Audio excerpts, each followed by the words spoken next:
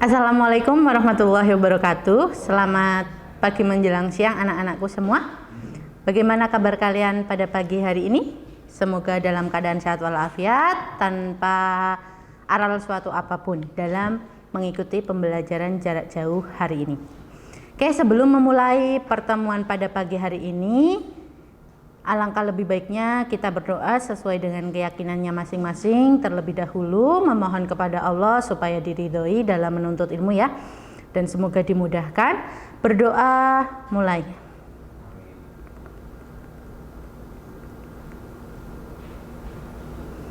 Selesai. Alhamdulillah. Oke, pada kesempatan pagi siang ini Bu Windah akan menyampaikan materi lanjutan untuk kelas 7 ya. Kalau kemarin Bu Windah mengajar kelas 8, sekarang ada perubahan. Jadi untuk kelas 7 sekarang yang mengampu mata pelajaran PPKN adalah Bu Windah lagi ya. Selamat berjumpa lagi.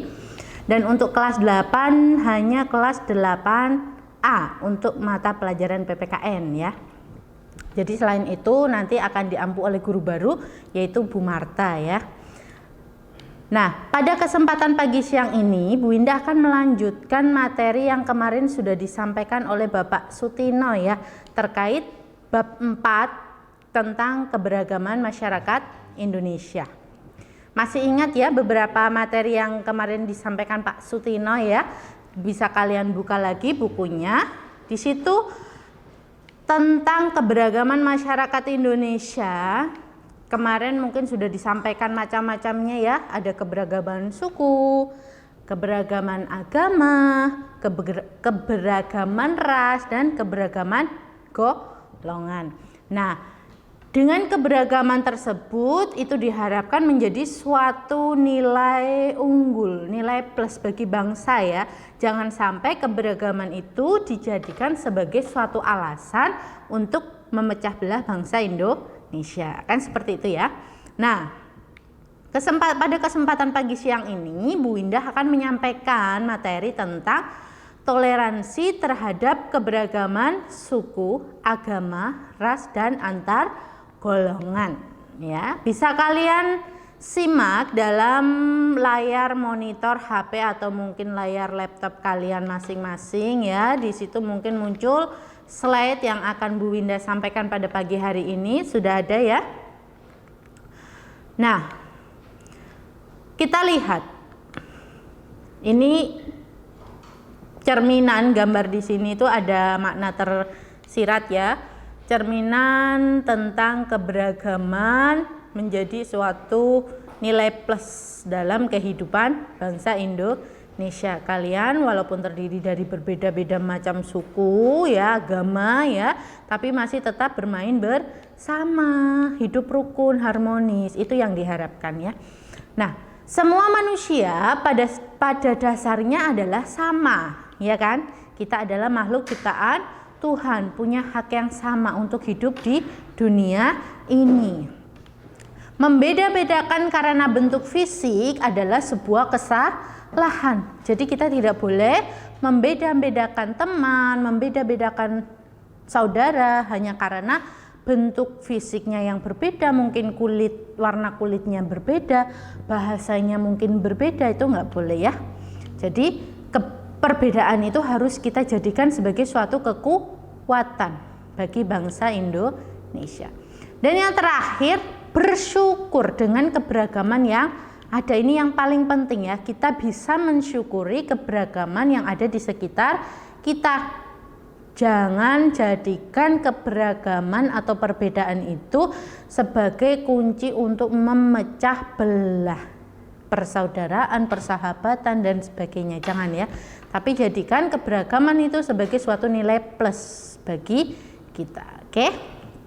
Selanjutnya, persatuan dan kesatuan sebuah negara yang beragam dapat diciptakan dalam wujud perilaku toleran terhadap keberagaman.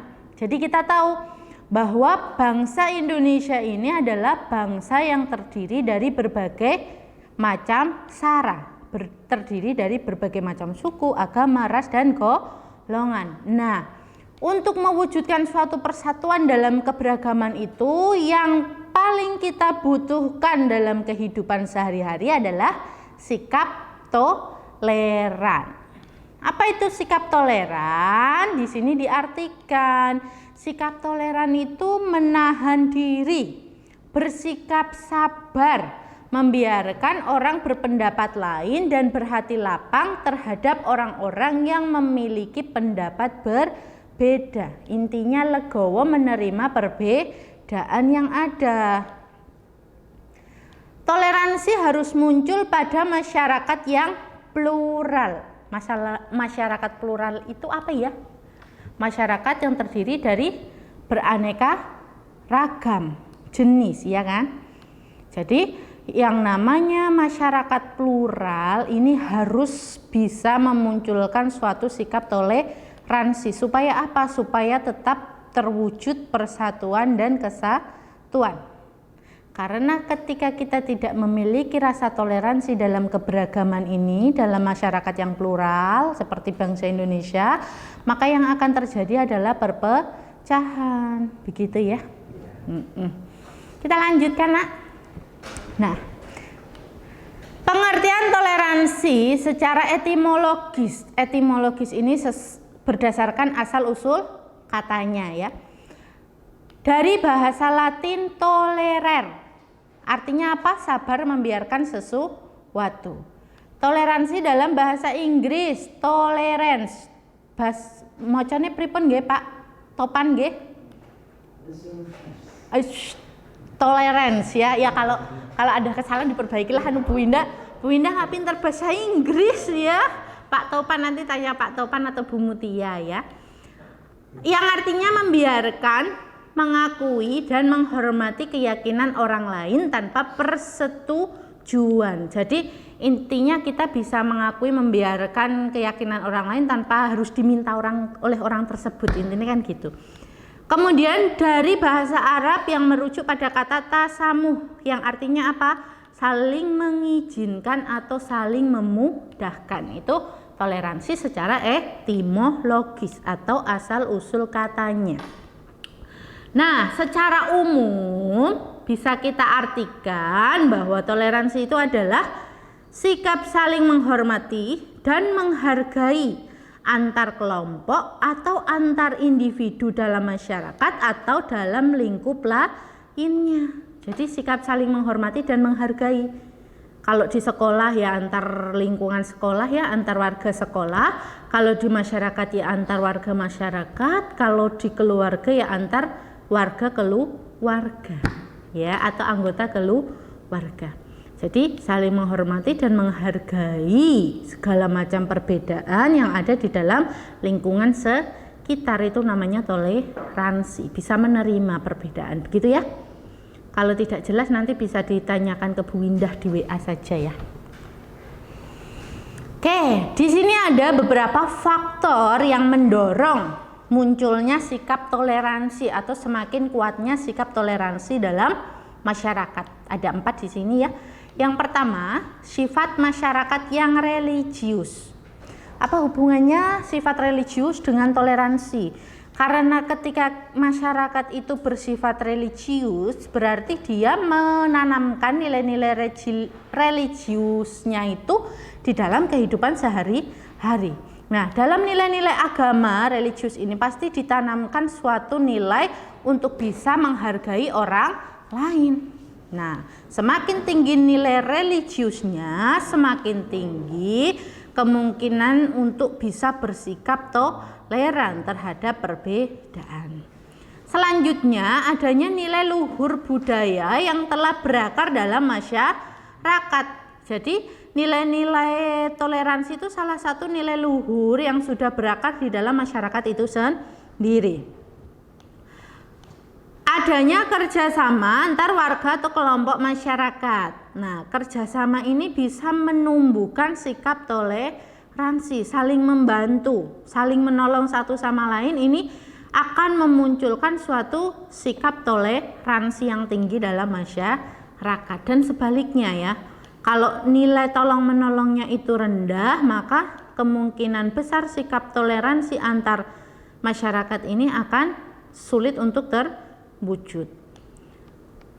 Yang terakhir, adanya kebebasan dalam menjalankan atau mengekspresikan nilai yang dianut oleh masyarakat. Jadi setiap masyarakat itu punya hak untuk bersikap dalam kehidupan sehari-hari. Nah, diusahakan, diharapkan kita bisa bersikap toleran dalam menghadapi perbedaan di dalam masyarakat kita. Seperti itu ya anak-anak ya. Nah, kalau tadi faktor pendorong, sekarang kita lihat faktor yang bisa menghambat munculnya sikap toleransi dalam kehidupan sehari-hari. Yang pertama, adanya sikap fanatisme sempit atau sikap suka yang berlebihan ya terhadap sesuatu. Karena sikap fanatisme sempit ini biasanya akan menjadikan seseorang itu menutup diri terhadap lingkungan sosial, tidak bisa menerima perbedaan. Nah, ini yang bisa menghambat toleransi. Yang kedua, budaya masyarakat yang tertutup dan homogen. Homogen itu sama. Jadi ketika masyarakat itu bersifat tertutup dan punya hanya terbuka dengan masyarakat yang sama, ini akan sulit mewujudkan suatu sikap toleransi. Kenapa? Karena masyarakat hanya bisa menerima mereka yang punya budaya yang sama dengan kelompoknya. Seperti itu ya. Yang terakhir, faktor penghambat lainnya adalah kurangnya komunikasi dan kerjasama antar warga atau antar kelompok masyarakat. Seperti yang tadi saya sampaikan, saling tolong-menolong itu bisa memunculkan sikap toleransi dalam masyarakat. Nah, kurangnya kerjasama atau komunikasi antar warga bisa menghambat munculnya sikap toleransi dalam masyarakat. Jadi, ketiga sikap ini harus kita hindari dalam kehidupan bermasyarakat. Supaya apa? Supaya tercipta kehidupan masyarakat yang harmonis, yang aman, tentram, damai, ya kan? Dan supaya lebih memudahkan dalam mewujudkan tujuan hidup atau cita-cita masyarakat. Lanjut. Oke. Kalau tadi sudah kita pelajari faktor penghambat, kemudian faktor pendukung toleransi, kita lihat manfaat toleransi. Apa saja sih? Di sini ada 1, 2, 3, 4, 5. 1. Terpeliharanya keberagaman dalam masyarakat. Secara otomatis ketika masyarakat bisa menerima perbedaan, maka perbedaan itu akan terpelihara menjadi suatu nilai plus, nilai unggul dalam masyarakat. Yang kedua, terciptanya rasa kekeluargaan. Kalau kita bisa saling menerima perbedaan, maka akan muncul rasa kekeluargaan. Pun sebaliknya, kalau kita tidak bisa menerima perbedaan, jelas yang terjadi apa? Pertikaian, ya kan? Yang ketiga, mencegah tirani. Apa itu tirani? Kita katakan tirani itu adalah pemerintahan yang sewenang-wenang. Kalau dalam pemerintahan tidak bisa menumbuhkan rasa toleransi, maka akan muncul suatu pemerintahan yang sewenang-wenang. Ya. Yang keempat, mencegah konflik dan perpecahan. Yang tadi saya sampaikan ya, saling terkait sebenarnya. Kalau kita bisa menerima perbedaan, kita bisa hidup harmonis dalam keberagaman. Tapi kalau kita tidak bisa menerima perbedaan, kita tidak bisa bersikap toleransi dalam perbedaan, maka akan muncul konflik dan perpecahan. Yang terakhir, meningkatnya produktivitas masyarakat. Ini terkait. Kalau tidak ada konflik dan perpecahan di dalam masyarakat, karena kita bisa menerima toleransi, maka secara otomatis produktivitas di dalam masyarakat akan lebih meningkat, akan lebih mudah tercapai tujuannya. Kan seperti itu ya. Kalau masyarakatnya saja sudah saling bertikai hanya karena perbedaan, bagaimana mereka bisa meningkatkan produktivitas dirinya atau kelompoknya, ya kan? Betul ya Pak Topan ya. Oke, sip. Nah, sudah, kita ambil nafas dulu.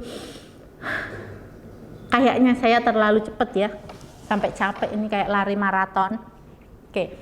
Macam bentuk toleransi itu bisa kita kelompokkan ke dalam tiga hal ya. Yang pertama, toleran dalam beragama. Jelas ya, setiap manusia di Indonesia pasti punya agama.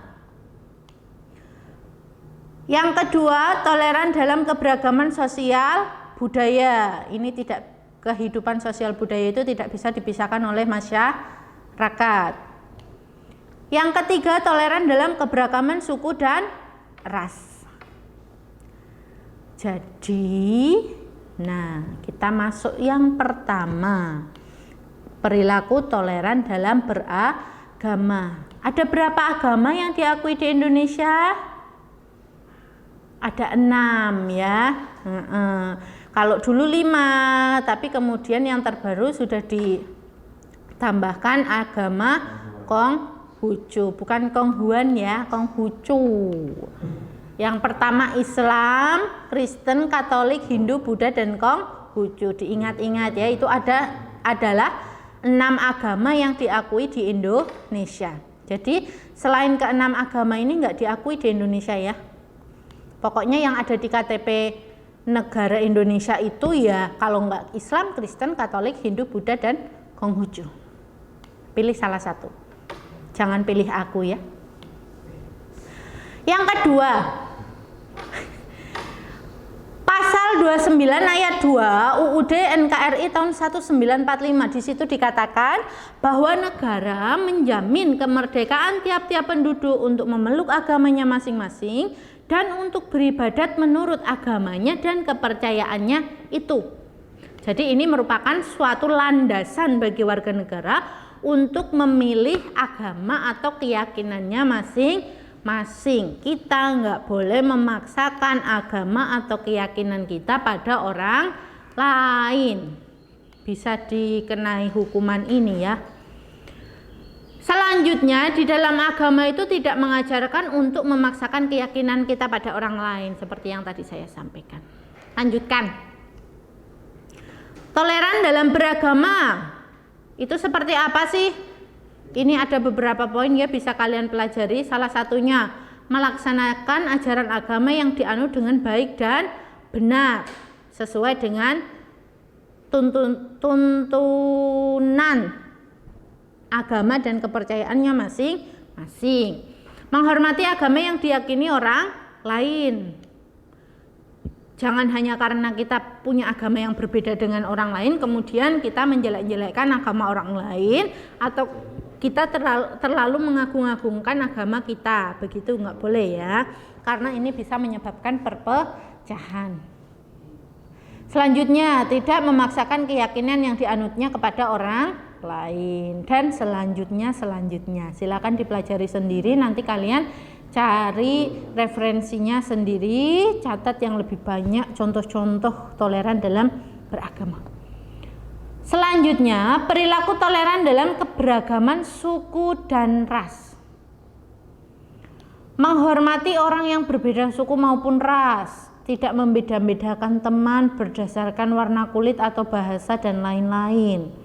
Menghargai suku dan ras yang berbeda dengan kita, tidak menganggap suku atau ras kita yang terbaik dengan memandang suku atau ras lain lebih rendah. Ini nggak boleh ya. Kenapa? Karena bisa menyebabkan perpecahan. Sedangkan kita harus menjaga persatuan dalam keberagaman. Perbedaan kita dengan orang lain tidak berarti bahwa orang lain lebih baik dari kita atau kita lebih baik dari orang lain. Semuanya sesuai dengan keyakinannya masing-masing ya. Jadi apa yang menurut kita terbaik itu belum tentu terbaik menurut orang lain dan sebaliknya. Oke, selanjutnya perilaku toleran terhadap keberagaman sosial budaya. Beberapa wujudnya: 1. Mempelajari dan mengetahui keanekaragaman budaya yang dimiliki bangsa Indonesia. Kamu sebagai bagian dari bangsa Indonesia, silakan bisa mempelajarinya melalui materi seni budaya dan sebagainya ya. Belajar sama Pak Topan juga ya, guru multi talent. Nah, nanti bisa nyari-nyari juga di Google ya, budaya-budaya masyarakat Indonesia, negara Indonesia dari Sabang sampai Merauke, kalian pelajari. Kemudian menghargai budaya suku lain. Nih, kita nggak boleh bersifat fanatik atau kita nggak boleh bersifat chauvinisme, menganggap budaya kita, suku kita jauh lebih baik daripada suku lain, nggak boleh ya, ini negatif. Tidak menghina adat atau budaya orang lain atau kelompok lain. Kalau di daerahmu, di mungkin tetanggamu ada yang masih mengagungkan budaya zaman dulu ya, mungkin masih pasang kembang pada hari Jumat atau malam Jumat itu biasanya masih ada ya, itu nggak usah dihina ya, biarkan saja ya, itu adalah salah satu bentuk dari budaya. Bangga terhadap keanekaragaman budaya bangsa, bukan malah menjadikan keberagaman budaya ini sebagai suatu suatu masalah, jangan ya, tapi jadikan keanekaragaman budaya ini sebagai suatu nilai plus bagi bangsa Indonesia. Oke, nah untuk perwujudan toleransi dalam kehidupan itu bisa kita kelompokkan ya dalam lingkungan keluarga, lingkungan sekolah, lingkungan masyarakat maupun bangsa dan negara. Nah, untuk contoh-contohnya bisa kalian perhatikan sendiri, sebenarnya sama ya, menghormati anggota keluarga yang berbeda suku, menerima dan mengakui perbedaan sara di masyarakat, mengakui perbedaan sara dalam bernegara, menghormati seluruh anggota sekolah meski berbeda sara dengan kita. Hanya lingkungannya yang diganti. Misalnya contoh perwujudan toleransi dalam kehidupan berkeluarga atau di lingkungan keluarga, yaitu menghormati anggota keluarga yang berbeda suku, mungkin pamanmu, pakdemu, bulekmu, sepupumu itu punya bahasa suku yang berbeda dengan kamu, maka harus bisa menghormati dan menghargai. Itu kalau di lingkungan keluarga. Nah, kalau yang di lingkungan sekolah, ya mungkin di dalam lingkungan sekolahmu ada temanmu yang punya bahasa yang berbeda dengan kamu, juga harus dihargai, jangan diejek, jangan dijadikan bahan candaan. Kalau dalam lingkungan masyarakat sama, mungkin dalam tetanggamu di sekitarmu ada yang punya bahasa atau suku yang berbeda dengan kamu, maka jangan menjadikan perbedaan itu menjadi suatu bahan ejekan atau menganggap suku tetanggamu itu jauh lebih rendah daripada sukumu. Itu nggak boleh ya. Di lingkungan bangsa dan negara pun sama. Intinya tidak boleh menjadikan perbedaan sebagai suatu ajang untuk membuat perpecahan di dalam masyarakat. Harus saling menghargai, harus saling menerima. Oke, begitu ya. Oh, ternyata sudah selesai pertemuan kita pada pagi siang ini ya anak-anak ya. Ternyata pertemuan ini adalah pertemuan terakhir kita di bab 4, ya kan? Besok atau pertemuan depan kalian akan mempelajari tentang bab baru, bab 5 ya, kalian buka di buku paket, tentang kerjasama dalam berbagai bidang kehidupan. Silakan bisa dibaca-baca mulai dari sekarang, dipelajari. Untuk tugas yang pertemuan hari ini saya berikan di minggu depan ya, jadwalnya tugas. Jika ada pertanyaan silahkan nanti bisa sampaikan ke Bu Winda. Bu Winda rasa cukup sekian yang bisa Bu Winda sampaikan. Jangan lupa yang belum like dan subscribe channel TV SMP N1 Ponorogo, silahkan di subscribe dan di like ya. Akhiran, wassalamualaikum warahmatullahi wabarakatuh.